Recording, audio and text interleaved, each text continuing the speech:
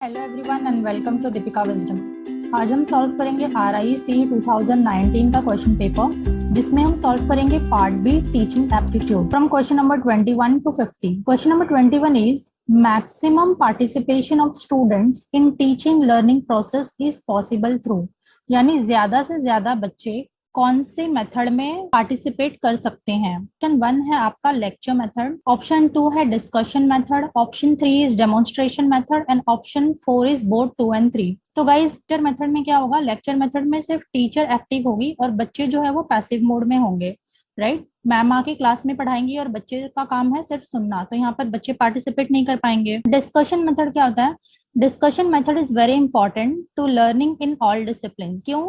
Because it helps students to process information rather than simply receive it। यहाँ पर बच्चों का दिमाग काम करेगा, ब्रेनस्टॉर्मिंग होगा, बच्चे डिस्कस करेंगे, या तो टीचर से डिस्कस करेंगे या फिर बच्चे एक दूसरे से भी डिस्कस कर सकते हैं। तो यहाँ पर स्टूडेंट्स का जो पार्टिसिपेशन है वो हो रहा है। नेक्स्ट देखते हैं डेमोन्स्ट्रेशन मेथड। अब डेमोन्स्ट्रेशन मेथड में क्या होगा गाइस, डेमोन्स्ट्रेशन मेथड में या तो टीचर डेमो करके दिखाएगी और बच्चे देखेंगे। तो इसमें क्या होगा, कुछ बच्चे देख पाएंगे, कुछ बच्चे नहीं देख पाएंगे।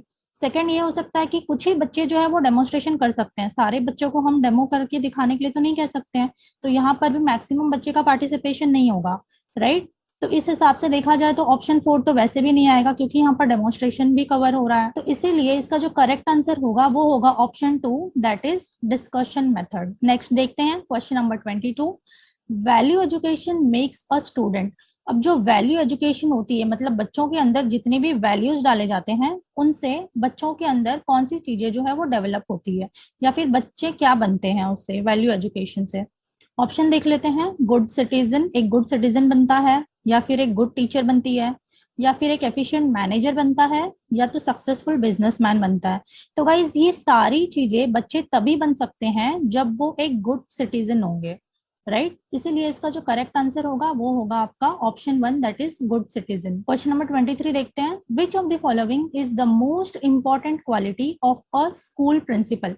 अब एक स्कूल, मान लीजिए आप एक स्कूल के प्रिंसिपल हैं, ठीक है, तो इनमें से आपके अंदर कौन सी क्वालिटी जो है वो होनी चाहिए मोस्ट इंपॉर्टेंट। वैसे तो सभी होनी चाहिए, लेकिन सबसे ज्यादा इंपॉर्टेंट क्या है गाइस, देखते हैं ऑप्शन। सबसे पहला है यहाँ पर गुड कम्युनिकेशन, ऑप्शन 2 है गुड लीडरशिप, ऑप्शन 3 है फ्रेंडली बिहेवियर। तो गाइज तीनों ही ज्यादा इंपॉर्टेंट है, बट मोस्ट इंपॉर्टेंट हमारे लिए क्या है, गुड कम्युनिकेशन, यानी एक प्रिंसिपल का जो कम्युनिकेशन है वो बहुत ही अच्छा होना चाहिए, प्लस उनके अंदर गुड लीडरशिप की क्वालिटी भी होनी चाहिए, ताकि वो टीचर्स के साथ और जितने भी स्टूडेंट्स हैं, स्कूल के मैनेजर है, सबके साथ अच्छे से बिहेव कर, सभी को हैंडल कर पाए ठीक से। इसीलिए इसका जो आंसर होगा करेक्ट वो होगा option 4, that is both 1 and 2। Next देखते हैं question number 24। Effective teaching is a function of. अब एक इफेक्टिव टीचिंग जो है वो किस चीज की फंक्शन है, राइट। ऑप्शन देख लेते हैं। ऑप्शन 1 है लाउड टॉकिंग, क्या जोर से बोलना इफेक्टिव टीचिंग कहलाएगा, या फिर use of teaching methods. Option 3 है use of teaching ads, different different kinds के टीचिंग एड्स को यूज करना, या फिर यूज ऑफ मैक्सिमम सेंसेस। तो गाइज इस हिसाब से देखा जाए तो इसका जो करेक्ट आंसर होगा वो होगा आपका ऑप्शन 2, क्योंकि मैम जब डिफरेंट डिफरेंट टाइप्स के टीचिंग मेथड यूज करेंगी तो ये जो टीचिंग एड्स है वो ऑलमोस्ट उसके अंदर कवर हो जाएगा, डिफरेंट टीचिंग मेथड्स के अंदर, right. Use of maximum senses इसलिए नहीं आएगा क्योंकि जब टीचर फुल मैक्सिमम सेंसेस का यूज करेंगी तो बच्चे की इफेक्टिव टीचिंग नहीं होगी, राइट, वो सिर्फ टीचर की होगी कि टीचर जो है पढ़ा रही है। यहाँ पर इफेक्टिव टीचिंग का फंक्शन पूछा गया है, तो इसका जो करेक्ट आंसर होगा वो होगा ऑप्शन 2, टीचिंग मेथड। नेक्स्ट देखते हैं question number 25। Success of a group activity mostly depends upon. अब एक जो ग्रुप की एक्टिविटी होती है उनका जो सक्सेस होता है वो ज्यादातर किस पे डिपेंड होता है। ऑप्शन देख लेते हैं। क्या वो ग्रुप के साइज पे डिपेंड होता है, या फिर ग्रुप के नेचर पे डिपेंड होता है, या फिर ग्रुप के लीडर पे डिपेंड होता है, या तो कोहेसिवनेस ऑफ द ग्रुप पे डिपेंड होता है। तो गाइज इसका जो करेक्ट आंसर होगा वो होगा option 4, cohesiveness of the group. इसका मतलब ये है कि ग्रुप में जो भी तालमेल है आपका, ग्रुप के लोगों के साथ जो भी रिलेशनशिप है वो अच्छा होना चाहिए ग्रुप में, ठीक है, तभी एक ग्रुप जो है वो सक्सेस कर पाएगा। नेक्स्ट देखते हैं question number 26। Which of the following is the most important for success in life. अब लाइफ में सक्सेस के लिए सबसे ज्यादा इंपॉर्टेंट क्या है। तो गाइज ऑप्शन देख लेते हैं। ऑप्शन 1 है ह्यूमिलिटी, ऑप्शन 2 है ओबीडियंस, ऑप्शन 3 है hard work and option 4 is independent thinking. तो गाइज इसका जो करेक्ट आंसर होगा वो होगा आपका option 4, that is independent thinking. जब तक बच्चा इंडिपेंडेंटली नहीं सोचेगा, हमेशा दूसरों पर डिपेंड रहेगा, तब तक वो जो है लाइफ में सक्सेस नहीं कर पाएगा, राइट। नेक्स्ट देखते हैं question number 27, which of the following is a social network. अब इन सब में से सोशल नेटवर्क कौन सा है, तो इन सब से तो आप बहुत ही अच्छे से वाकिफ होंगे गाइज। ऑप्शन 1 है ईबे, ऑप्शन 2 है Twitter, option 3 gmail.com and option 4 is Amazon. तो इसका जो करेक्ट आंसर है गाइज वो है ट्विटर। नेक्स्ट देखते हैं question number 28, the objective of mid day meal scheme is to. अब मिड डे मील स्कीम जो है ये मैंने बहुत ही अच्छे से और बहुत ही डिटेल में आपको क्लास में करवाया हुआ है, राइट। आइए देखते हैं इसका ऑब्जेक्टिव क्या था। फर्स्ट है इरेडिकेट पॉवर्टी, क्या पॉवर्टी को हटाने के लिए मिड डे मील का जो स्कीम है वो लाया गया था। या फिर provide free meal to poor children, क्या फ्री मील जो खाना है बच्चों को वो फ्री में मिले, जो भी गरीब बच्चे हैं उनको, इसीलिए लाया गया था मिड डे मील। या फिर encourage children to come to school. और लास्ट ऑप्शन है give community experience to teachers.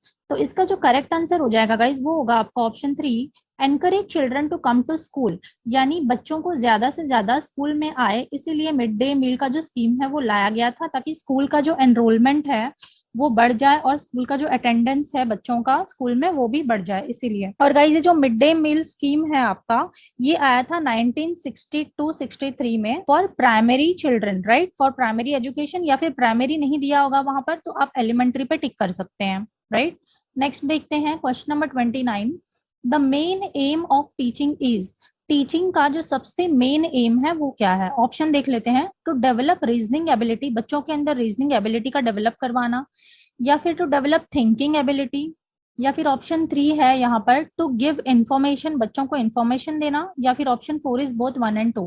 तो इसका जो करेक्ट आंसर होगा गाइज वो होगा आपका option 4, that is both 1 and 2। बच्चों के अंदर हमें रीजनिंग एबिलिटी भी डेवलप करानी होती है, राइट, ताकि बच्चे जो है वो प्रॉब्लम सॉल्विंग सीख जाए। और उन्हें हमें थिंकिंग एबिलिटी भी डेवलप करानी होती है, राइट। प्रॉब्लम सॉल्व करना है तो उन्हें थिंक तो करना होगा। तो ये दोनों ही चीज यहाँ पर इंपॉर्टेंट है, इसीलिए जो आंसर होगा वो हो जाएगा आपका ऑप्शन नंबर 4। नेक्स्ट देखते हैं question number 30, India brought out the first national policy of education in the year. अब ये जो एनपीई है ये सबसे पहले कब आई थी, राइट। तो एनपीई जो है गाइज वो सबसे पहले आई थी आपकी 1968 में, राइट। 1964 में आया था आपका कोठारी कमीशन। 1986 में आपका एनपीई आया था, बट वो सेकेंड नेशनल एजुकेशन पॉलिसी था। और 1992 में आया था आपका प्रोग्राम ऑफ एक्शन, जिसे हम कहते हैं पीओए। तो ये जो 1992 में पॉलिसी आई थी इसी को रिवाइज्ड और थोड़ा सा अमेंडमेंट किया गया था, जिसको कहा गया था प्रोग्राम ऑफ एक्शन। तो यहाँ पर फर्स्ट पॉलिसी पूछा गया है, इसीलिए इसका जो करेक्ट आंसर आएगा वो आएगा आपका 1968। नेक्स्ट देखते हैं guys question number 31, the quality of teaching is reflected through the. अब टीचिंग की जो क्वालिटी है वो कैसे रिफ्लेक्ट हो पाएगी। ऑप्शन देख लेते हैं, स्टूडेंट के जो पास परसेंटेज है उसे लेकर कि कितने बच्चे जो है आपके क्लास में पास हुए हैं, क्या उससे हम टीचिंग की क्वालिटी को देख पाएंगे।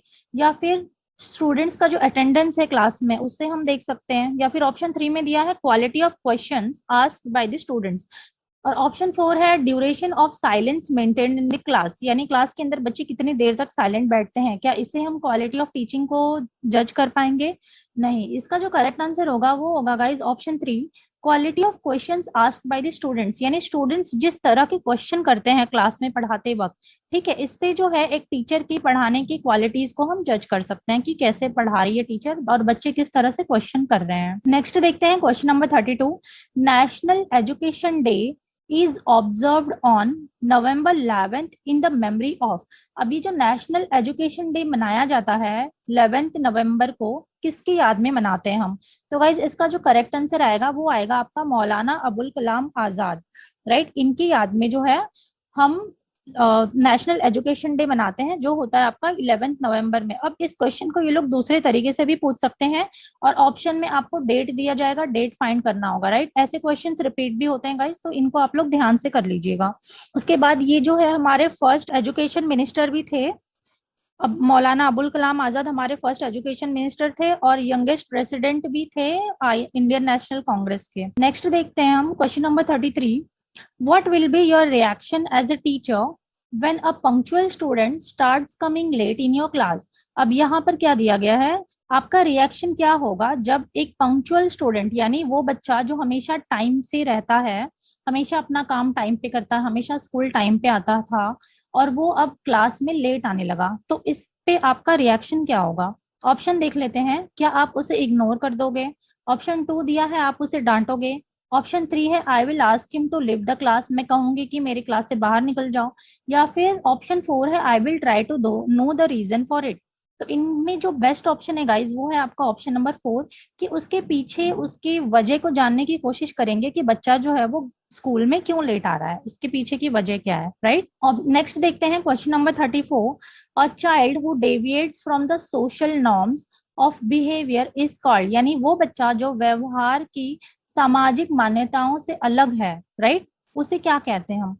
तो गाइज जो भी बच्चे सोसाइटी से बिल्कुल अलग है, सोसाइटी के कुछ भी नॉर्म्स यानी रूल्स को फॉलो नहीं कर रहे हैं, वो बच्चे क्या कहलाएंगे? वो बच्चे कहलाएंगे आपके डिलिंक्वेंट चाइल्ड, राइट, अपराधी बच्चा। नेक्स्ट देखते हैं question number 35। If the child is not understand the subject they should, अगर एक बच्चा सब्जेक्ट नहीं समझ पा रहा है, सब्जेक्ट के बारे में दिया है, ठीक है, कंटेंट या फिर कोई एक टॉपिक के बारे में नहीं पूछा गया है, सब्जेक्ट के बारे में पूछा गया है, कि कोई जो बच्चे हैं, चिल्ड्रन, वो सब्जेक्ट को नहीं समझ पा रहे हैं, तो उसके पीछे क्या वजह है, राइट, और आप क्या करेंगी as a teacher, what you will do? Option देख लेते हैं। Leave their school, right, option 2 है लीव देयर स्कूल, अपना स्कूल छोड़ देना चाहिए, टीचर को स्कूल ही छोड़ देना चाहिए, बच्चे सब्जेक्ट में इंटरेस्ट नहीं ले रहे हैं इसीलिए। ऑप्शन 2 है बी प्रोवाइड मोर एक्सरसाइज, यानी उनको बहुत ज्यादा एक्सरसाइज प्रोवाइड कर दिया जाएगा। या फिर do independent study at home, बच्चों से ये कहा जाएगा कि आप इंडिपेंडेंट स्टडी करो घर पे। या फिर बी प्रोवाइड रेमेडियल टीचिंग। तो गाइज यहाँ पर जो सबसे करेक्ट ऑप्शन है वो है आपका ऑप्शन 4, कि उन्हें डायग्नोस्टिक टीचिंग या फिर रेमेडियल टीचिंग जो है वो बताई जाएगी, राइट, टीचर जो है बच्चों को हेल्प करेगी और रेमेडियल टीचिंग प्रोवाइड करेगी। नेक्स्ट देखते हैं question number 36। For effective learning student should have, एक इफेक्टिव लर्निंग के लिए स्टूडेंट्स के अंदर क्या होनी चाहिए, राइट। तो इफेक्टिव लर्निंग के लिए गाइज एबिलिटी टू लर्न भी होना चाहिए, प्लस मोटिवेशन भी होना चाहिए बच्चों के पास लर्न करने के लिए, राइट। तो इसका जो करेक्ट आंसर होगा गाइज वो हो जाएगा आपका option 4, both 1 and 2। Ability to learn कैसे आएगा? एबिलिटी टू लर्न यानी बच्चों का जो माइंड है वो उस तरह से डेवलप होना चाहिए जिस तरह से उसे पढ़ाई करनी है, राइट। और प्लस बच्चों को मोटिवेशन भी हमेशा मिलते रहना चाहिए ताकि वो और ज्यादा अच्छे से पढ़े, इसीलिए इसका जो करेक्ट आंसर हो जाएगा वो होगा आपका ऑप्शन 4। नेक्स्ट देखते हैं question number 37। A good teacher is one who, यानी एक गुड टीचर जो है वो कैसी कहलाएंगी या फिर कैसी होती है? ऑप्शन देख लेते हैं। क्या वो टीचर गुड टीचर कहलाती है जो सिर्फ इंफॉर्मेशन देती है बच्चों को? या फिर एक ऐसी टीचर गुड टीचर है जो इंस्पायर करती है बच्चों को पढ़ने के लिए? या फिर give printed notes to students, क्या टीचर ने नोट्स दे दिया बच्चों को, उतने में टीचर का काम हो गया और वो टीचर गुड टीचर कहलाएगी? या फिर एक्सप्लेन कॉन्सेप्ट्स एंड प्रिंसिपल्स। तो गाइज यहाँ पर जो बहुत ही सुटेबल आंसर है इसका वो है आपका ऑप्शन 2, जो स्टूडेंट्स को इंस्पायर करेगी खुद से लर्न करने के लिए, राइट। नेक्स्ट देखते हैं question number 38। Moral values can be effectively inculcated in students when the teacher, moral value students के अंदर कैसे टीचर इनकलकेट करेंगी इफेक्टिवली, राइट। तो वो क्या तब करेंगे जब एक टीचर खुद के अंदर टीचर जब खुद ही प्रैक्टिस करेंगी तब वो टीचर बच्चों को सिखा पाएंगी, राइट। नेक्स्ट भी देख लेते हैं। फ्रिक्वेंटली टॉक्स अबाउट देम, क्या टीचर बार बार मॉरल वैल्यूज के बारे में बात करती रहेंगी और टीचर खुद ही मॉरल वैल्यूज को फॉलो नहीं करेंगे, उनके अंदर खुद ही मॉरल वैल्यूज नहीं है, तो ये तो इसका आंसर नहीं होगा। नेक्स्ट है टॉक स्टोरीज, ये भी इसी से रिलेट हो गया कि मैम सिर्फ स्टोरी बताएंगी ग्रेट पर्सन के बारे में और चाहेंगी कि बच्चों के अंदर मॉरल वैल्यूज जो है वो क्रिएट हो जाए। नेक्स्ट है talk a God and goodness, यानी भगवान और देवी देवताओं के बारे में उन्हें बताएंगी तब उनके अंदर मॉरल वैल्यूज क्रिएट होगा, नहीं। तो इसका जो करेक्ट आंसर होगा गाइज वो होगा option 1, that is herself practice them. जब तक मैम खुद से प्रैक्टिस नहीं करेगी तब तक मैम बच्चों के अंदर भी इनकलकेट नहीं कर पाएंगी। नेक्स्ट देखते हैं NIOS स्टैंड्स फॉर, ये भी मैंने क्लास में करवाया था गाइज, हमारा सेकंड लेक्चर इसी पे था, सारे फुल फॉर्म्स पे। बहुत ही इंपॉर्टेंट लेक्चर है, अगर आप दोबारा देखना चाहें तो प्लीज उसको देख लीजिएगा क्योंकि उससे हर बार क्वेश्चन आते ही आते हैं, राइट।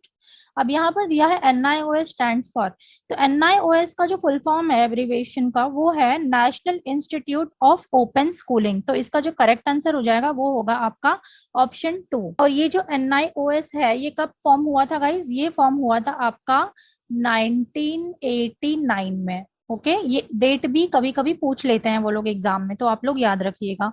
नेक्स्ट देखते हैं क्वेश्चन नंबर 40।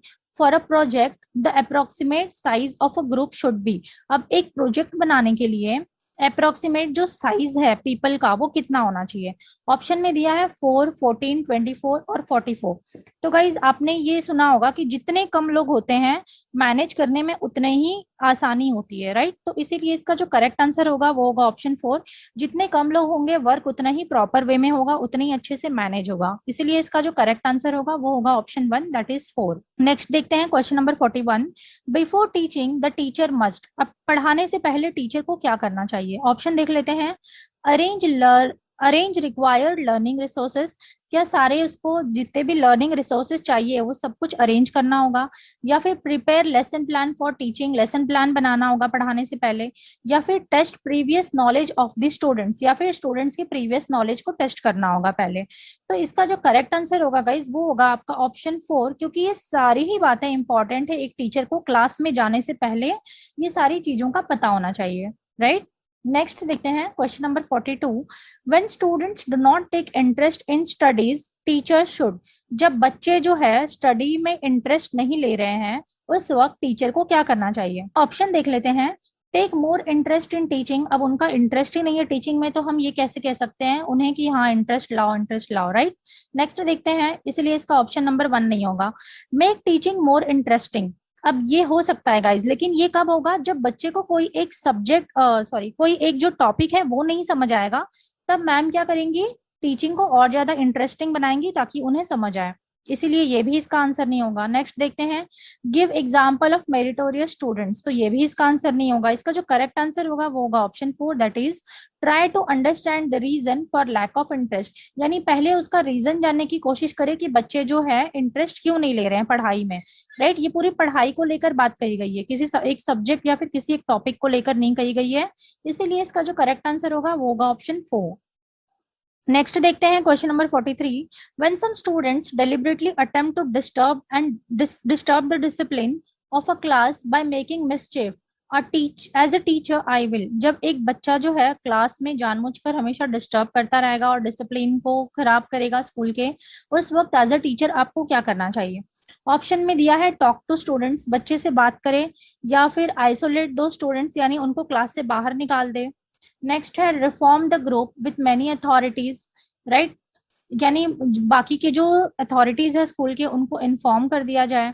नेक्स्ट है give them an opportunity for introspect, तो इसका जो करेक्ट आंसर आएगा गाइज वो ये आएगा कि मैम जो है बच्चों को खुद के बारे में सोचने के लिए टाइम दे, वक्त दे, राइट, उन्हें समझाए, उनसे बात करे और उन्हें वक्त दे। Guys question number 44। The main objective of Jawahar Navodaya Vidyalaya is to provide, तो गाइज ये जो जवाहर नवोदय विद्यालय वाला क्वेश्चन है ये सेकेंड टाइम रिपीट हो रहा है, ऑप्शन में थोड़ा सा चेंजेस कर दिया गया है, राइट। आइए देखते हैं ऑप्शन क्या है। ऑप्शन 1 है quality education to children from rural areas, quality education provide करने के लिए जो गांव के बच्चे होते हैं उनको, या फिर quality education for those who can not afford to pay, जो लोग फीस पे नहीं कर सकते हैं उनके लिए क्वालिटी एजुकेशन प्रोवाइड कराया जाए, क्या इसीलिए नवोदय विद्यालय आया था। नहीं, ऑप्शन 1 भी नहीं होगा, ऑप्शन 2 भी नहीं होगा। 3 देखते हैं। Quality education to meritorious child from the rural areas, तो गाइस इसका जो करेक्ट आंसर है वो 3 होगा। मेरिटोरियस का मतलब ये होता है कि जो बच्चे पढ़ने में बहुत अच्छे हैं और उन्हें प्रॉपर वे नहीं मिल रहा है पढ़ने का, इसीलिए ये जो जवाहर नवोदय विद्यालय है ये बनाया गया था। ये लोग एक एग्जाम कंडक्ट करते हैं और मेरिट बेस पे इनका जो सिलेक्शन है वो होता है। नेक्स्ट देखते हैं question number 45। An effective teacher is one who, अब एक इफेक्टिव टीचर क्या कहलाएंगी, राइट, कैसी होती है। ऑप्शन देख लेते हैं। ऑप्शन 1 है कंट्रोल द क्लास इफेक्टिवली, जो टीचर क्लास को अच्छे से कंट्रोल कर सकती है, क्या वो इफेक्टिव टीचर है। या फिर ऑप्शन 2 है motivate the students to learn, students को मोटिवेट करना पढ़ने के लिए। ऑप्शन नंबर 3 है करेक्ट्स द असाइनमेंट केयरफुली, उनके असाइनमेंट को ठीक से चेक करना। या फिर give more information in less time, ज्यादा से ज्यादा इन्फॉर्मेशन देना कम से कम टाइम में। अब आप ही बताइए इनमें से जो इफेक्टिव टीचर है वो कैसी कहलाएंगी, वो तो यही कहलाएंगी ना, option number 2 motivate the students to learn, यानी जो टीचर स्टूडेंट्स को मोटिवेट करेंगी पढ़ाई करने में, राइट, वही टीचर एक इफेक्टिव टीचर कहलाएंगी। नेक्स्ट देखते हैं question number 46। A student is said to have understood the subject if she he ask, अब एक स्टूडेंट है, राइट, वो कब कहलाया जाएगा कि उसने जो है सब्जेक्ट को समझ लिया है या फिर अंडरस्टूड कर लिया है। ऑप्शन देख लेते हैं। डिफिकल्ट क्वेश्चंस, या फिर ऑप्शन 2 है मीनिंगफुल क्वेश्चंस, यानी स्टूडेंट जब डिफिकल्ट क्वेश्चन करेगा तब, या फिर मीनिंगफुल क्वेश्चन करेगा तब, या फिर लॉन्ग आंसर क्वेश्चंस करेंगे तब, या फिर लार्ज नंबर ऑफ क्वेश्चंस करेंगे तब।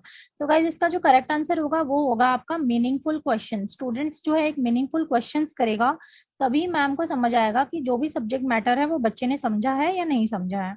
नेक्स्ट देखते हैं question number 47, wifi stands for.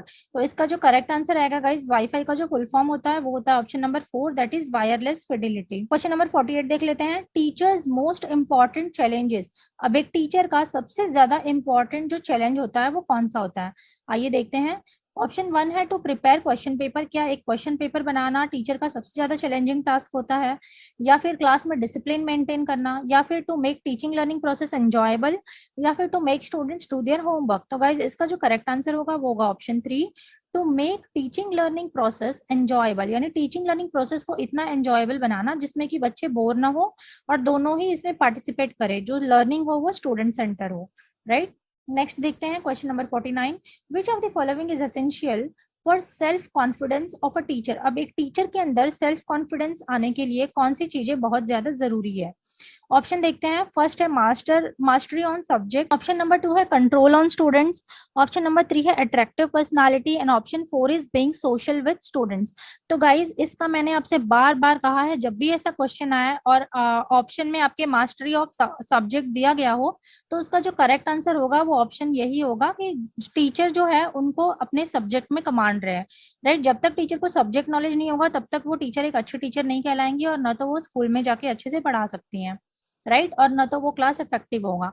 इसीलिए मास्टरी ऑन सब्जेक्ट जो है वो बहुत ही इंपॉर्टेंट चीज है। नेक्स्ट देखते हैं क्वेश्चन नंबर 50, ये आपका लास्ट क्वेश्चन है टीचिंग एप्टीट्यूड का। क्वेश्चन है, विच of the following controls the quality of a teacher in India. अब इंडिया में जो टीचर एजुकेशन है उसकी क्वालिटी को कौन कंट्रोल करता है या फिर कौन देखता है। तो इसका जो करेक्ट आंसर है गाइज वो है आपका NCTE, that is national council for teacher education. SCRT का फुल फॉर्म है guys state council of education research and training. NCRT का फुल फॉर्म है national council of education research and training, और last है concern state government. ठीक है, तो इसका जो करेक्ट आंसर होगा वो होगा आपका NCTE, that is national council for teacher education. तो इसी के साथ गाइज हमने 2019 का टीचिंग एप्टीट्यूड का part B question number 21 to 50 finish कर लिया है। अगर आपको हमारा ये वीडियो अच्छा लगे तो please like, share and subscribe. Thank you so much.